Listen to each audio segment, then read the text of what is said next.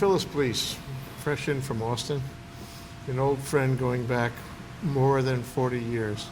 Yes. Welcome to Honolulu. Now you're leaving again, so farewell again. Oh, thank you, Jay. So Phyllis, you live in Austin, and I'm always interested in Austin because actually my niece made her bones in Austin. She was in South by Southwest. Ah. And as a result, her film that she made got into Sundance, and it got into the Paris Festival, and now she's in Hollywood. She's living in Hollywood, and her film is on, it's on cable. You can, Netflix, you can find it. What's it called? It's called The Teacher. Oh. And it's about a relationship between a high school teacher and her student. And it starts at the top. In other words, the relationship is already achieved, and then it shows you the devolution of the relationship. Oh. And so it's an interesting, psychological drama of what happens in this very tight little Zola-esque world. And it does take place in Austin, actually. Oh, it does. Yeah. So what is Austin like? You left here, must be 87. 87, so Yes. that makes, gee whiz, that's 25 years ago now. Well, South by Southwest started the year that I moved there, 1987. Oh, interesting. Must have been something to do with your arrival. Oh, yeah. Well, it felt like such a young city, and it still does. It's so modern, and yet the city's motto is "Keep Austin Weird," and bumper stickers, everything. And that is a testament to how young-minded the city is.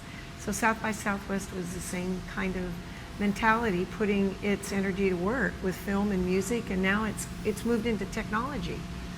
A very serious portion of that 10 days is high-tech and emerging technology, interactive talks and presentations, and even an entrepreneurial accelerator, a startup accelerator is built into this film and music festival. So is that an accelerator for film and music, or is it an accelerator for tech? Startups and tech, no doubt. No, I'm sure it was probably intended as technology, because Austin is such a major technological city, and we had all the big ones there, IBM and Microsoft, and Isn't Dell there? Dell founded there, and I was kind of starting before Dell, and then so there you had the technology companies there before Dell, and then Dell arrives. It's really heavy into technology.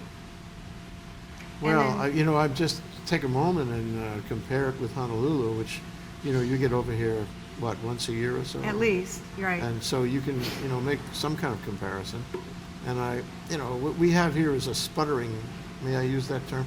Sputtering tech industry. Yeah. To the extent it may start up one year, it's somebody beats it down the next year. To the extent there's anybody doing, investment, then that'll sputter a year or two later. So the result is we never really get the plane off the ground. And you can't say that Honolulu is a tech industry. You can't say that. Mm-hmm. And so the question is, what can we learn from Austin to build that? And I might roll in, the idea about film too. You can't say that Honolulu is a film, Hawaii is a film industry either, although Pierre Omidyar has indicated that he's going to do something about film on Lanai, which will be nice. But in the way it has worked up till this point, with the government stewarding the industry in film, it hasn't really come to much. Even though we have lovely weather and beautiful scenery, and we have a million stories here. How many stories we have. So what is it in Austin that makes this kind of thing happen that isn't here? What can we learn from Austin? Well, I think that there was a serious intention by Austin to bring in a knowledge-based industry, and that they put, Austin has put some money behind, some space behind attracting technology companies. I think they bid for them at one point, and they got them. But it's sort of two ends meeting in the middle, in my opinion. If you consider that Austin is a very creative class city, and I'm using that term as a term of art. Richard Florida wrote a book and came out in 2002 called The Rise of the Creative Class. Very interesting. He had a research team at the university he was at the time, crunching the numbers. He worked with census data, he worked with economic data, and he came up with some metrics with the intention to figure out where the creative people are in the United States. It was very much intentional. And he defined his search down to the 3 T's: talent, technology, and tolerance. Because that's how and tolerance. Tolerance of what? Well, so he had metrics for that. He measured tolerance by how tolerant a community was to the gay community. Just that metric alone. To what? To the gay community. Interesting. Yep. So he had a measurement for a community's openness and willingness to be gay friendly. So, and then technology. Because if they were gay friendly, they were tolerant in every other way too. That's That right. was the assumption. It sounded like a valid assumption. Yeah. That was his assumption. Yeah. It sort of crossed all gender lines, and age. So you happily you get to eliminate a number of things, and you kind of focus on the one. Yeah. And so tolerance, technology, which he measured by the industry, the percentage of the industry that was in the area, and then talent, and he measured that by the number of patents that were produced in an area, and he found that so using those, crunching the numbers, he came up with the top 10 of what he considered that attracted creative people, and so he calling it the creative class. And his observation was that up until the last 20 years, people usually went to a city because of the job or family, but those as a primary draws, but not on the basis of where they could express their personal creativity. And with the advent of the internet, you could live anywhere you want. You are no longer confined to bricks and mortar, and you could keep up with your family easily through travel or Skype or whatever. So people were choosing where they wanted to live because of the tribe that they felt that they were part of, and where they could express their creativity. They weren't bound by the old reasons for being where you live. And he watched where they went, and they went to the cities that were high in tolerance, that therefore attracted the technology companies, that therefore attracted talented people, or talented people went to those high tolerance cities. It's a relationship between the three. They all feed each other. Yeah, they all feed each other, and then they grew where they were planted, where they chose to be planted, and then they make it work. We have a very large bootstrap community in Austin. But getting back to Richard Florida's work to just round out the principle, because I was very interested in it because I was passionate about creativity. And I flew from Austin to St. Paul, Minnesota to go to the first National Association of Creativity meetings. And I was the only one there, and I wanted to bring it back to Austin. And that's when I got very interested in where are the creative people, and I got Richard Florida's book. Boston, and it was Route 128 Technology Corridor in Boston. Mm-hmm. You've got Silicon Valley. Mm-hmm. You've got the suburbs of Seattle and Austin. And then you've got that triangle, that creative triangle in North Carolina. Those were in the top 5 of the creative class cities when you crunch the number where the creative people are. And I went, well, Austin's right there. So all I have to do is just put up my shingle and say, let's start a chapter of the American Creativity Association, and they will come. You build it, they will come. Well, but very much tied in with that, you're interested in what can be learned from Austin in the sense of Honolulu benefiting from it. Well, so much can be learned from it. In fact, technology, and more than technology even, creativity, the lifestyle of creativity is the new post-industrial era trend.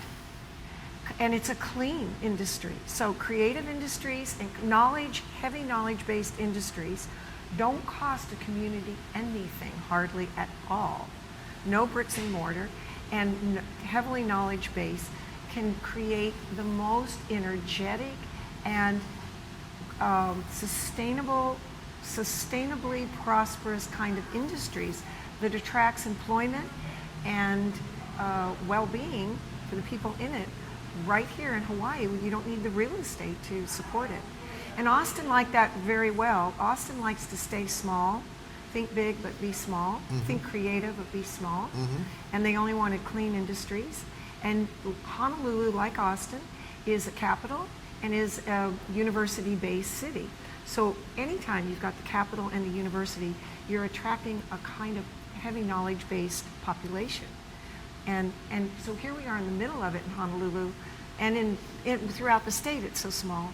What are we going to do with these heavily knowledge-rich individuals to make it very fruitful for them to get jobs here, stay here, and not go to the mainland or elsewhere?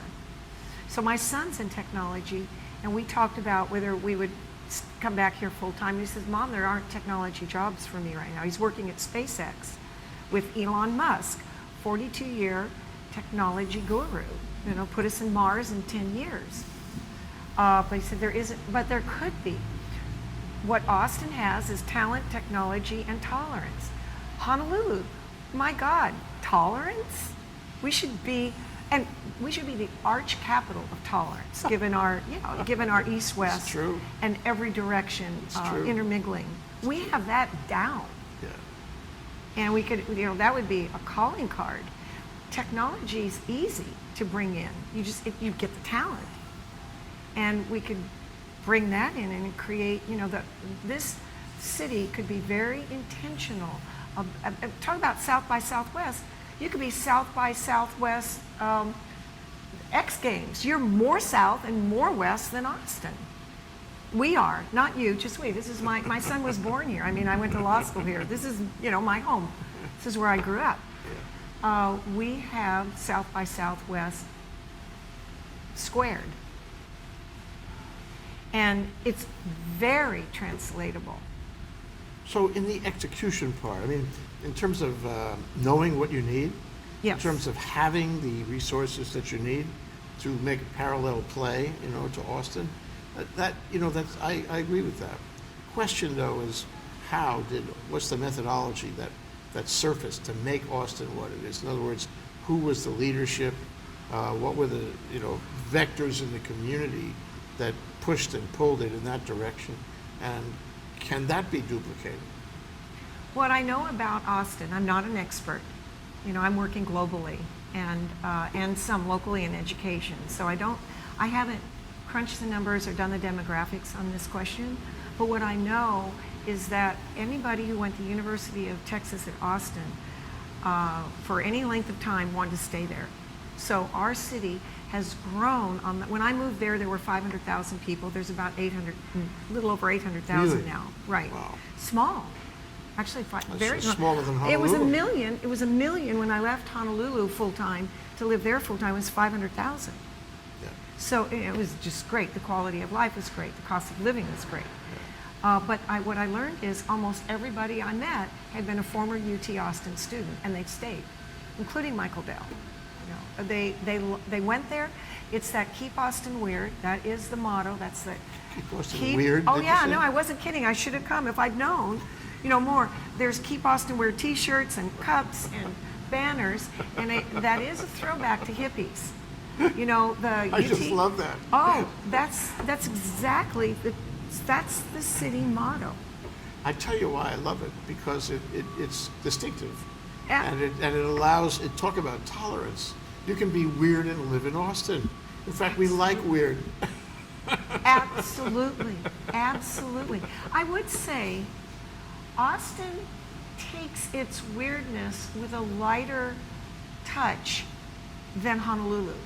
And Honolulu, I think, has a sense that it is as sophisticated and as professional and as classy as the rest of the union, right? So it's a little harder, I think, to laugh at yourself about your mistakes. Although we talk story, and you should have heard Mayor Billy on at the law school anniversary Friday night. He was our DJ, and the mayor was talking Pidgin the whole night. It was fun. I mean, we really did laugh at ourselves. People would have loved to have seen the lawyers singing and dancing and entertaining each other, the whole evening. We were a lot of fun. But that, I would say, when I first moved here, I was 17 or 18, and I went to work the NCO Cub at Fort DeRussy. And there was a sense, I got a sense that the locals really wanted me to understand that we are just as good as you are. And that makes me, it made me feel that I wanted to try harder. When I came here, I didn't relax more, I paid attention more. When you go to Austin, you try to dumb down a little. You don't want to overdress, and you'd think that was true here, but there is still a very classiness to Honolulu, that there's a level beyond which you don't go, because I don't think we're big enough to go that small in Honolulu. Austin could be really, it had a lot of space, but it's a religion not to get very tied up with your ego or appearances. John Mackey's there. That's who founded my nonprofit, Whole Foods Market CEO and co-founder. John regularly goes to work in khakis, and never, he can clean up good, but there is everyone is equal in Austin, and if you are anything less looking than equal, you really work at it, like the Millionaire Next Door book thinking. And there is an effort to keep Austin weird. And that mentality, a sense of relaxation about ego, it has power to attract the creative class. Now, we're not a Houston, we're not a Dallas, and we're not the... Distinguishes you from all other places. It does. There's a tremendous sense of play. Yeah. And almost where Austin is fierce is to keep weird, come up with a creative idea, have a different mailbox, have different kind of groups come to sing. It sees itself as the live music capital of the world. We have banners for it. Austin, the live music capital. What about Nashville? No. We style ourselves as a live music capital. That's not country. Maybe that. Okay. But we don't put that in. Okay. And so we are. So South by Southwest has 10 days. 9 of it is films. 6 or 7 of it is and avant-garde films. Indie films. They invented indie films in Austin. And then you've got the music, the live music capital, and everybody pitches a new song and a new sound in Austin, Texas on 6th Street. And then now technology is pushing up its roots strongly. And I think it started with the people also not wanting to leave Austin, so they had to, pay for themselves, and they came up with an idea, and the idea turned into technology. So, but I think a lot of people make Austin work because they had to figure out a way not to leave. They had to figure out a way, not because they like it so much. But they wanted to do whatever it took to stay there. Self-invented. So you have a tremendous number of bootstrappers. Well, I'm a member of Bootstrap Austin. We're over 5,000 strong. And Bootstrap Austin is an organization of CEOs that have started a company. And we network. And now there's bootstraps in Hong Kong, in New York, in California. Out of Austin. Well, it was started in Austin. The founder, B. Joy Goswami and Kevin Coyne. So I started a school in Austin. Not long, I went there as a short-term trader, but then I started a school for gifted kids. So I got invited as a CEO. It was a for-profit school. So I got a lot of pushback that, why are you not a nonprofit? So I got invited as CEO to Bootstrap Austin, and trying to, it's called demo, sell, build. So you demo your little thing, you sell a few, and then you go build it out. That's the bootstrap model. Demo, sell, build. Yeah. And people didn't realize it, but there was bootstrappers everywhere trying to invent a business around themselves so they could stay in Austin. Interesting. And that The is city a rich. to stay for. Yeah, what? The city to stay for. Yes. Yes. It has the longest running outdoor summer musical in the nation. I don't know how many years. Which is?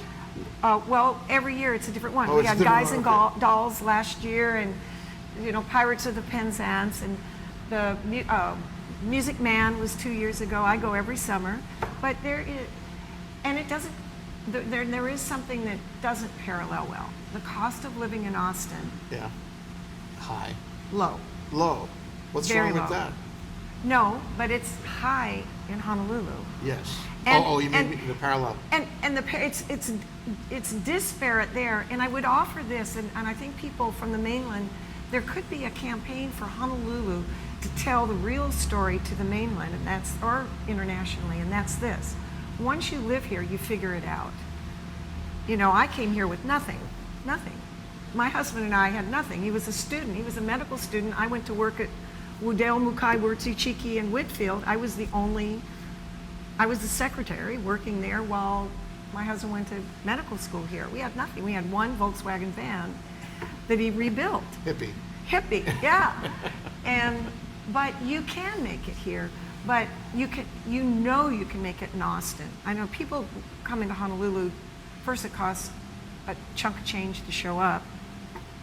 And I'm not even sure you're asking that question. I'm really feeling like you want it to be dynamic and have opportunity in the tech industry and creative class for the locals. You're not even necessarily needing to attract another soul here. We can make this happen with who's here. The days of attraction are really over for a lot of people. And the days of survival and salvation are here. How can we find ourselves finally? Can we create an identity that will sustain us and keep our kids here? And there's a real parallel between that and keep Austin weird.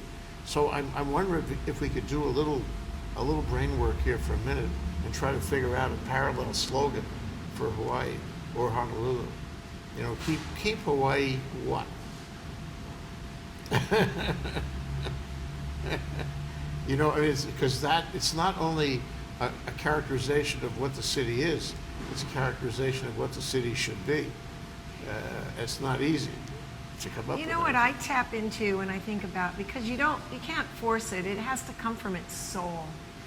We're talking soul language here. Yes. And what heart energy comes to me from the islands.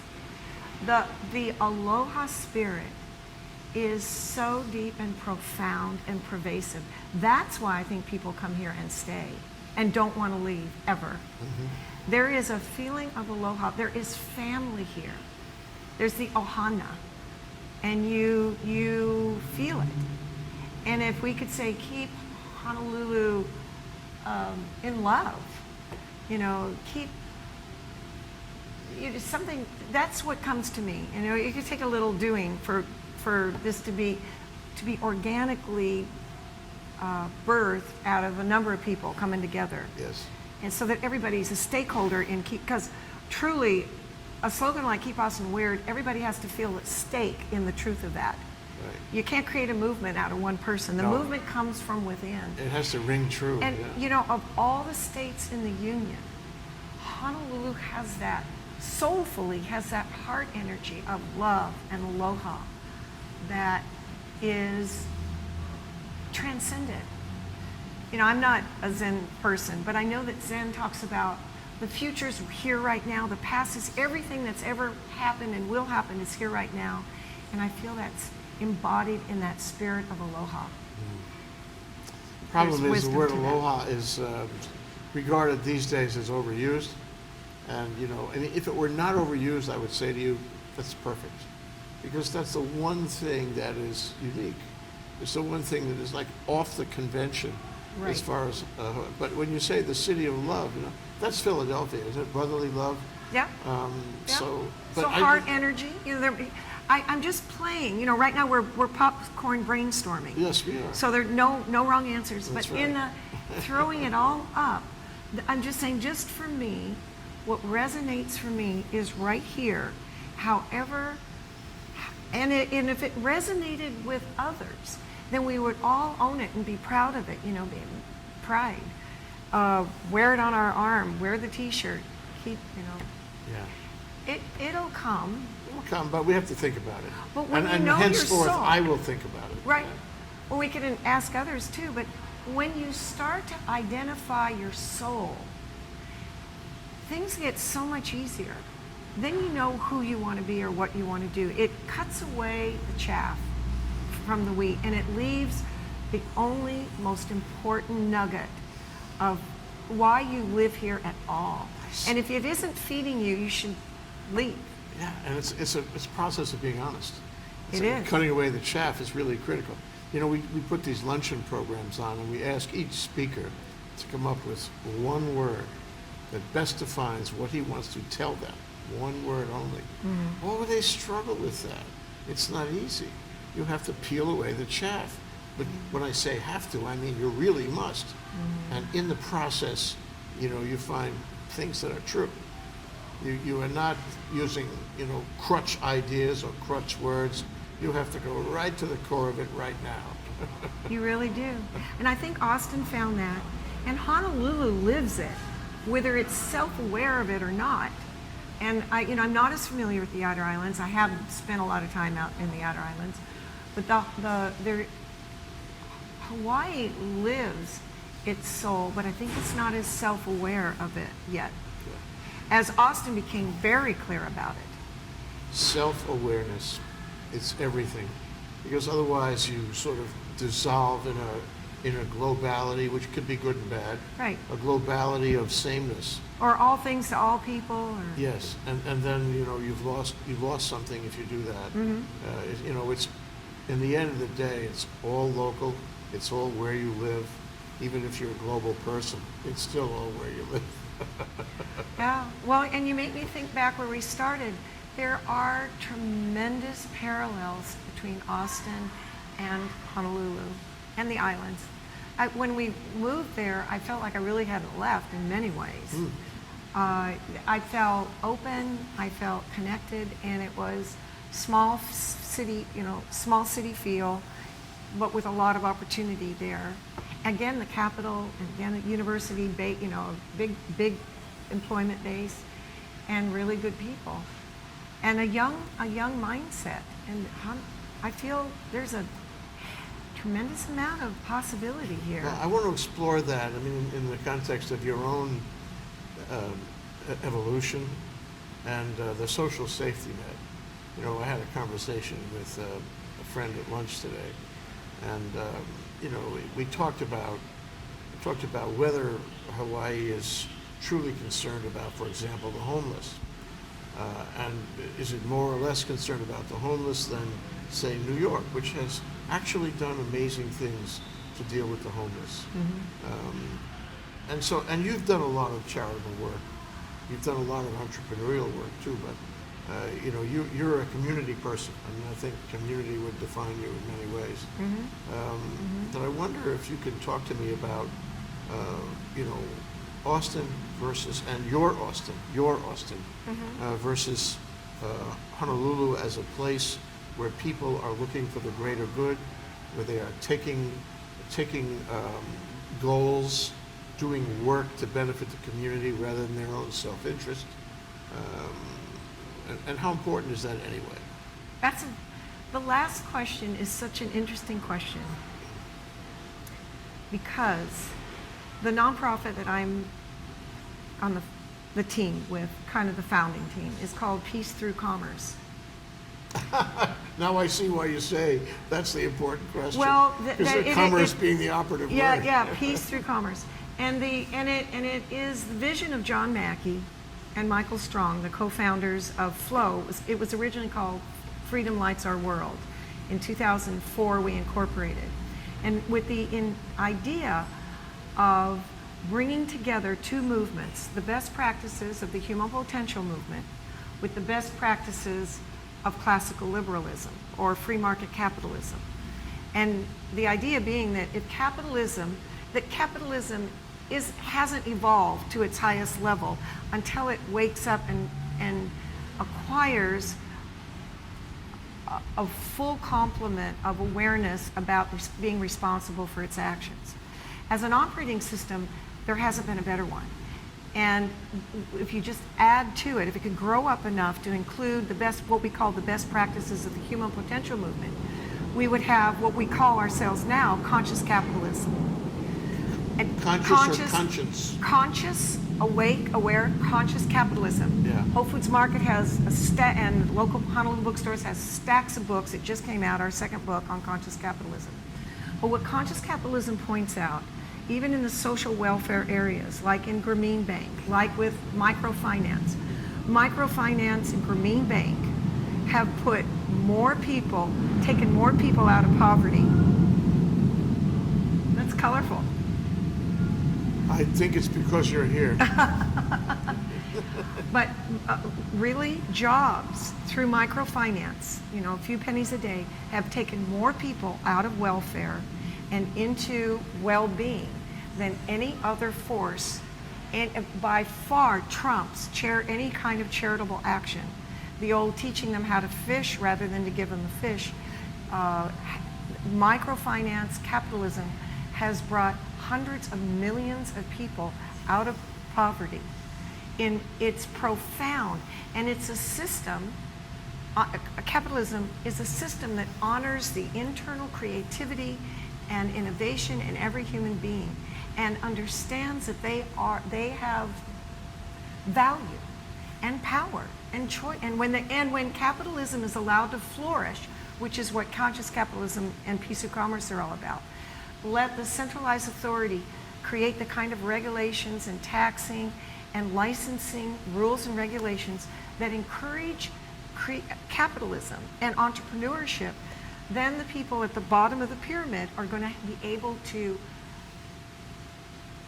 realize their dream to be the seamstress, be the baker, be the farmer. They do their work. Everybody has a place if you encourage it and make it easy to start businesses. So the Doing Business Index at the World Bank monitors this globally. In the areas that have the largest levels of doing business, getting into business and access to capital and markets, have profoundly transformed poverty. I mean, eliminated poverty in the areas that not temporarily, that didn't have, not through welfare programs, but as a society. As a society. So Dr. Muhammad Yunus got the Nobel Peace Prize in 2008. He was a banker. His book was called Banker to the Poor, and he was in Bangladesh, the poorest of the poor. And he was an economist teaching the economics in a university in Bangladesh. Looking out, The Banker to the Poor is a great book. That is a book Honolulu should read. To remind yourself where your value, follow the values. If you value the dignity of an individual, you will then, if you find ways to operationalize their dignity, then you get out of the way. That's true democracy. That's true democracy. And what he did, he looked out the window and saw all the beggars in Bangladesh, and here he was teaching high-level economics. He'd been trained in the United States. He went out and he gave loans, but they had to pay it back. And he found out, he gives some great examples in the book, and he found out, like a seamstress, she's getting loans from the person who's buying her cloth. So she has no choice. And high usury, in the poorest of the poor pay the highest percentage of interest on all their loans. Always. Everywhere. Killing.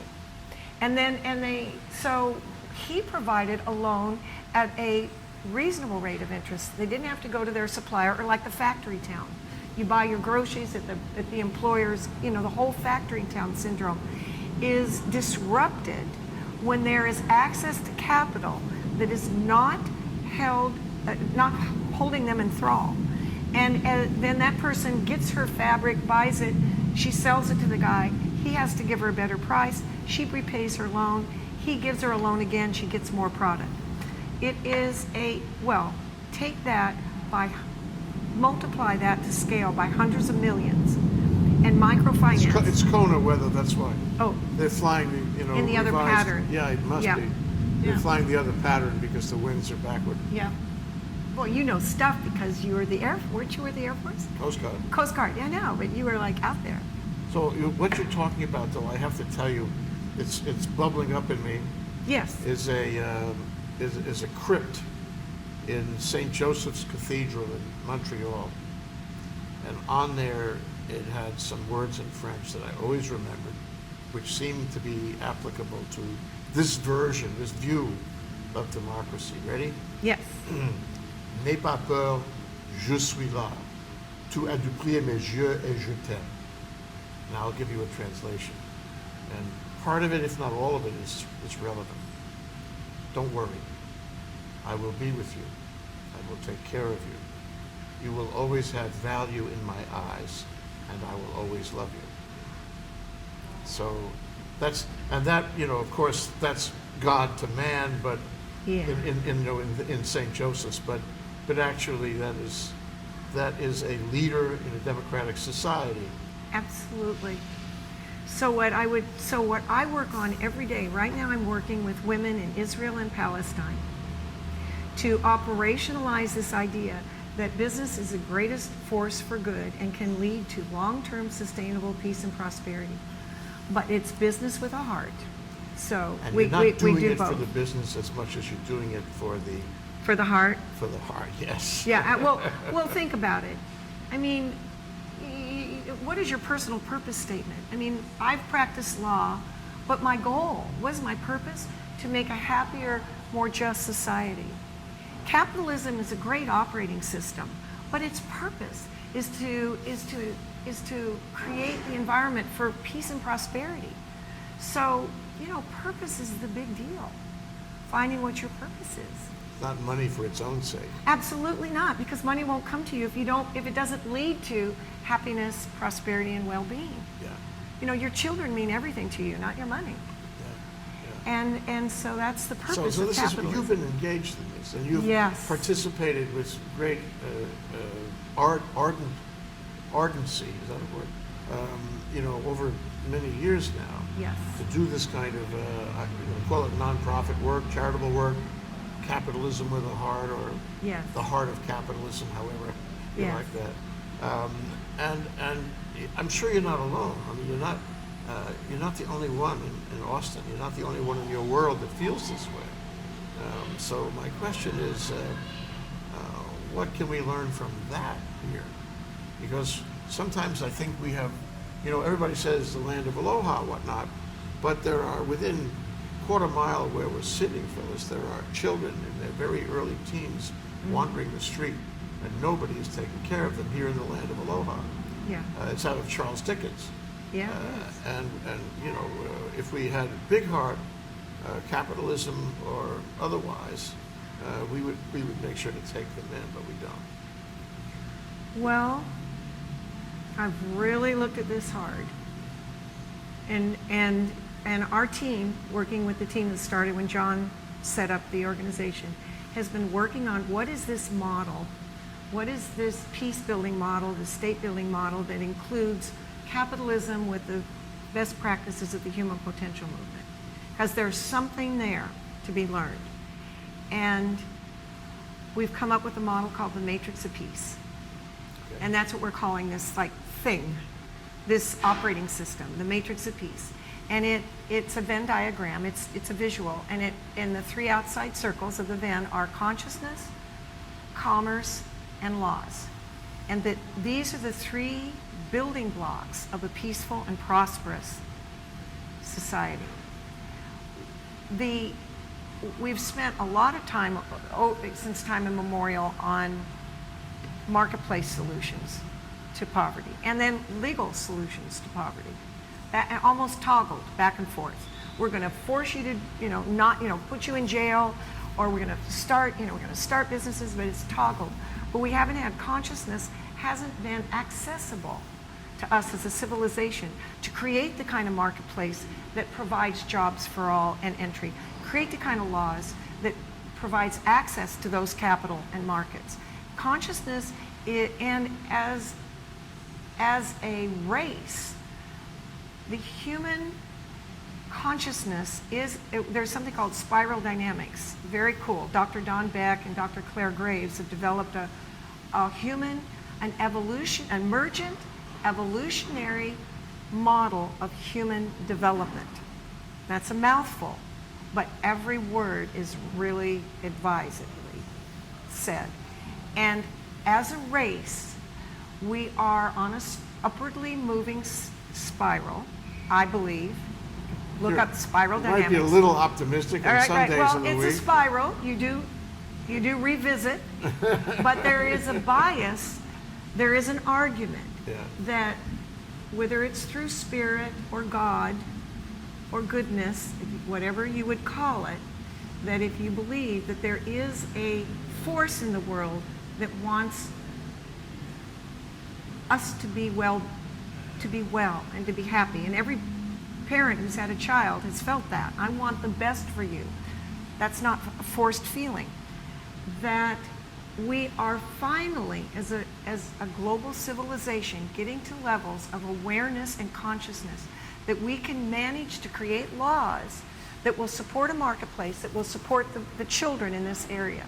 And so I would say it starts with a level of self-awareness, of consciousness, that feeds into the legal system, that addresses the infrastructure needs that you just talked about.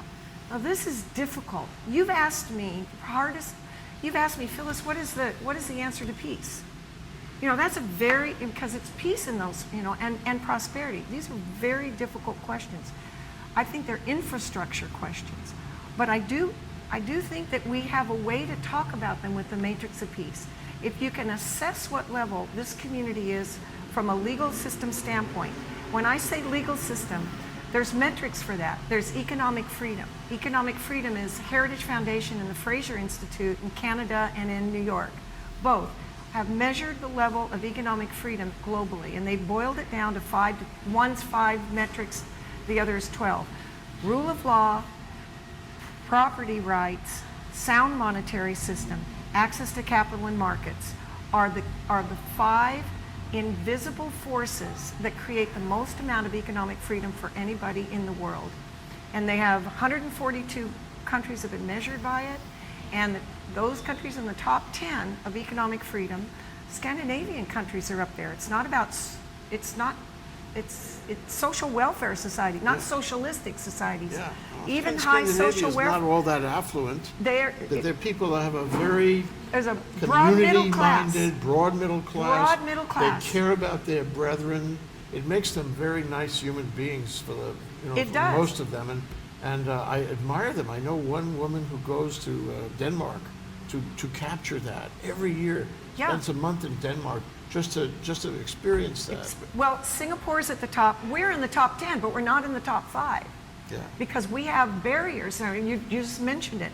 We do have barriers to access to capital and markets. Our system is not as well operated right now as the Scandinavian. Singapore, which is not a democracy, is number 1 on the. Singapore and Hong Kong toggle as number 1 on the index of economic freedom. But my answer to you is I really believe there is a kind of legal system that would support those who've been left out of the system that you just described. And we can't talk about it now, but it starts with economic freedom. And economic freedom is founded on property rights, real property, all kinds of property rights, intellectual property rights, contract property rights. Those are foundational to Africa and every developing country, and they're foundational to the people who are out of the system here. Yeah. And those economic freedom, having a marketplace that gets jobs to them, but the thing that is brand new, Jay, and we're working on how to even access it and talk about it, is the collective community's level of consciousness. Spiral dynamics is a way I commend to people to look up spiral dynamics. The integral work so we talk about being an integral society, a holonic society is Ken Wilber's work. We have the presence work of Joe Jaworski and Dr. Betty Sue Flowers. They've written a book called Presence.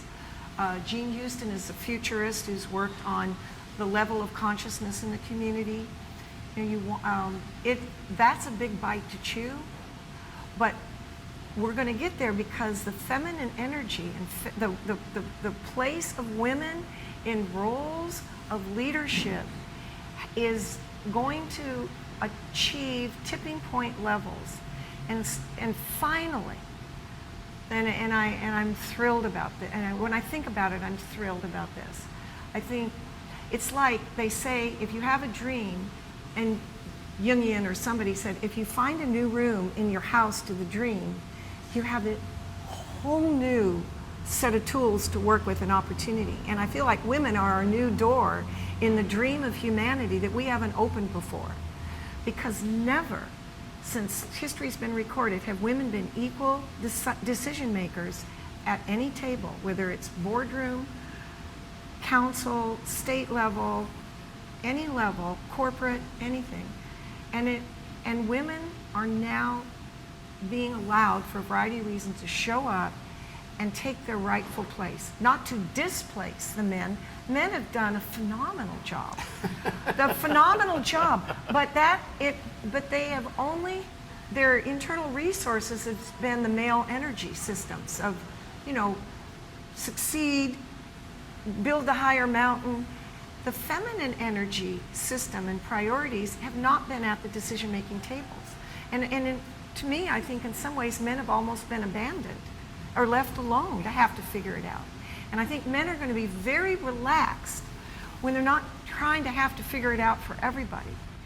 And women coming in will start to ask some of the questions that will lead to the laws that will address the children and the single parents that you talked about circling where we're sitting right now.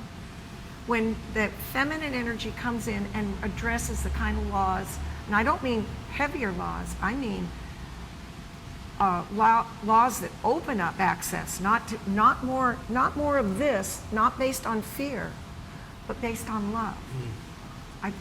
We don't even know what that'll look like yet. No, and I was going to ask you, peace and prosperity, I think was the term you used, as to the society that, this all hopefully will lead to. Yes. But what exactly is that? Because, if everyone has, it's just a human condition, if everyone has the opportunity to express himself and people don't necessarily agree, then you have contention. I mean, look at all the, look at the newspaper every day. Every day. And you will see, even here in Hawaii, you'll see guys want to do a project. I'll give you an example. Piero Migliar wants to do he's an eBay and wealthy. He wants to do a dairy farm in Kauai. And yesterday the paper had a big spread about how a whole array, an assortment of opposition had gotten together. I mean, they've consolidated against him, and they're opposing the dairy farm. We haven't had a dairy farm in 30 years. And sustainability calls for that. I mean, and we should have self-reliance. We should do diversified agriculture. We should have a dairy farm. What is wrong with having a dairy farm? What could it possibly hurt a dairy farm? Nothing could be more innocuous than a dairy farm, and yet people are out there opposing it. Now, they're entitled to their view, but this is, in a modern society with the media, tends to neutralize the original idea. I've been thinking about this thought for the last few days. And what it is the media says, we have to listen and we have to report both sides of the story. But Phyllis, suppose there was only one legitimate side to the story. Do we still have to report both? In this world of peace and prosperity, can we afford to report both and allow contention on every idea? Well, so here's how I'm experiencing that issue. You're framing it in terms of a dualistic system. A zero-sum game. It's I win, you lose, I win, kind of thing. And you're saying if there's only one side, let's say there was 3 levels, and the first level is only one side. The second level of observation is dual, and then there's a third level that it's unity, integral. It's a paradigm shift that takes the best of both and finds a way to make that happen. So it's not trade-offs, but a trade-up. Okay, I mean, So I would say- think it's always good, So- always, but sometimes it's very hard to do that. This is not, it takes,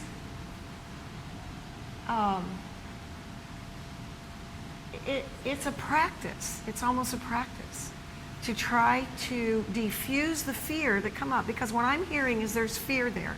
Whenever there's anger, right, what I'm told, I'm not a psychotherapist, what I'm told is that there are levels to our emotional state. And anytime someone's furiously mad, they're either afraid of losing something they already have, or afraid they're not going to get something that they feel they're entitled to. So underneath all that anger is fear, and we're just human. And this isn't easy, but if you had really wise souls in that conversation, and I would add that feminine soul, feminine leaders and wisdom leaders in the conversation Yeah. would start to diffuse some of the Well, anger, what is the it about- smoke. What is it about the feminine Well, essence that makes that happen?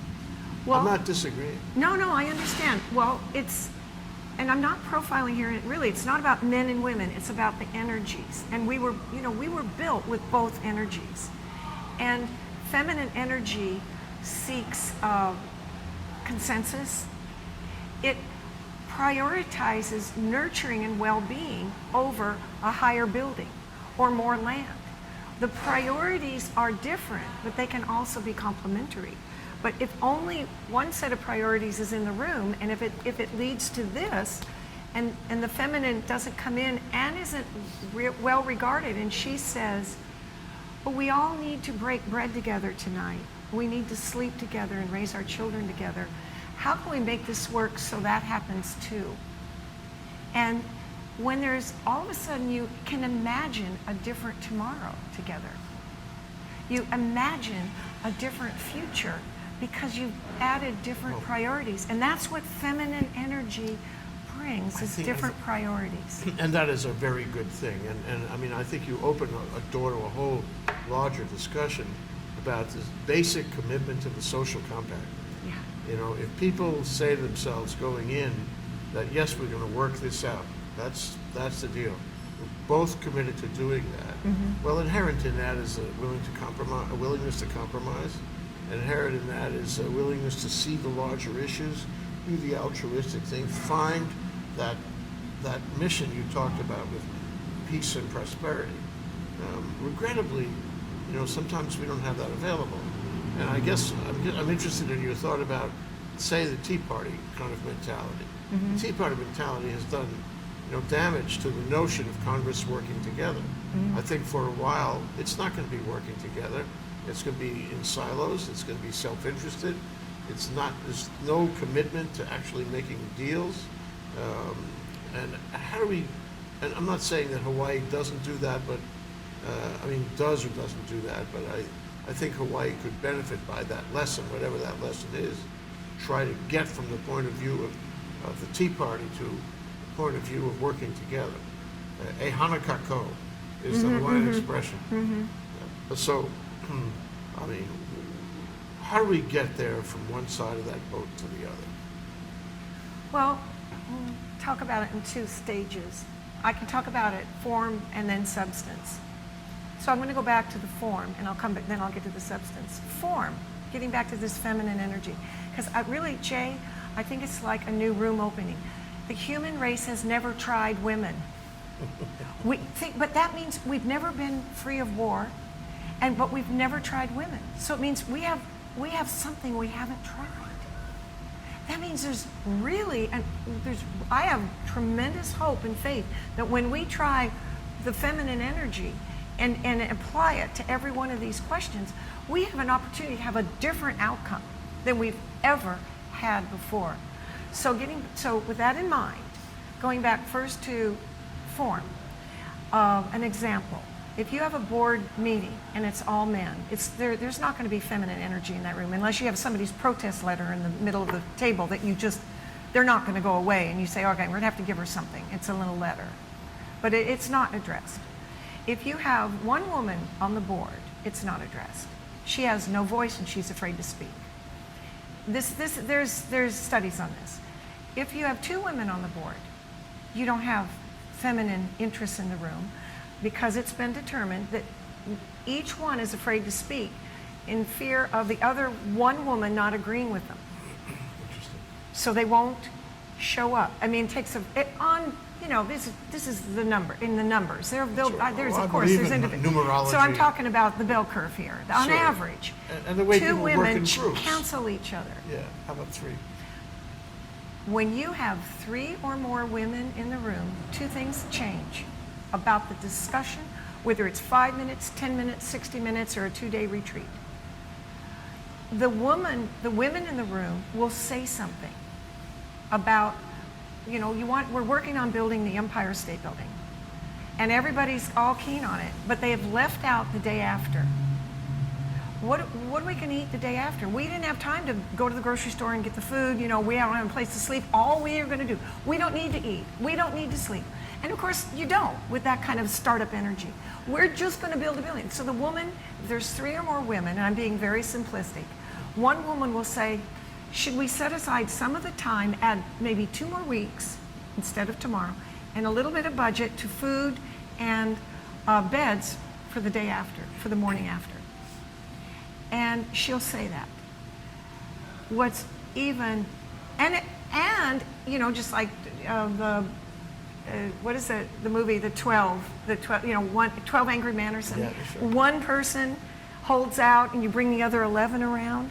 That one voice might bring that ideal to being one of the priorities. That's the miracle of that movie. That's the miracle of that movie. But what's even more interesting is when there's 3 or more women in that decision group, the men are safe enough to agree with it or bring up what are considered feminine issues, because there's at least 3 or more women in the room. And a man sometimes champions so-called women's issues more than women will do. I do man well. I've worn the suit and the little bow tie. I would certainly have been afraid when I was practicing law in Honolulu to look very feminine and wear my hair down. All the years you knew me, in a braid, tied up tight. Yeah. Absolutely. You were very businesslike. Always. Very, very. I do man well, but and I know that there are the kindest, deepest-hearted men who won't speak up because it doesn't pass the smell test when it's a male-dominated room.